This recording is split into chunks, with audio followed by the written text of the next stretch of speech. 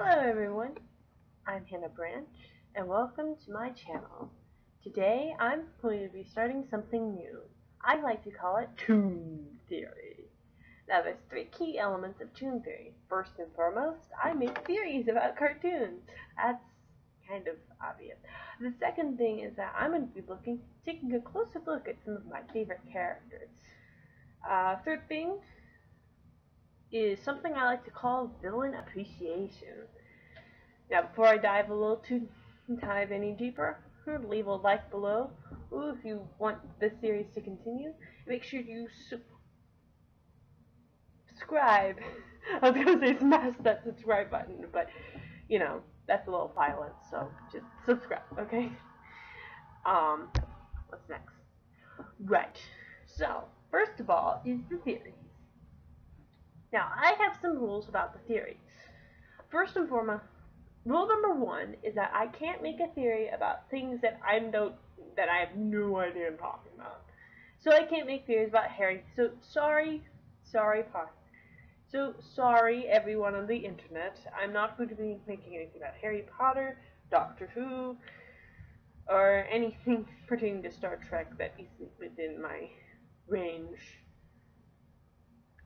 That's not very specific, but you'll get the idea. I don't really need to specify what that scene generation. Anyways,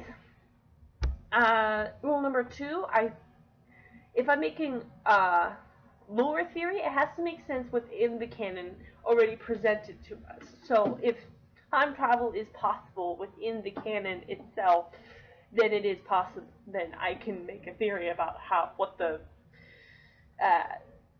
repercussions could be of a certain action through time travel. But I can't make that happen if time travel isn't already possible. So, rule number three is that nothing can be I'm not going to do like sciencey smart stuff like MatPat. But that's only because that's not the way I think. I'm very creative. I'm not analytical like he is. So the second thing I do on this channel is character analysis, which is I take one of my favorite characters from a show and I look at them. And I look at what makes them them. Like, for example, just off the top of my head, I could make a video about what makes Garfield so special. Garfield such a cool cat to begin with, and what kind of made this series cool as a whole.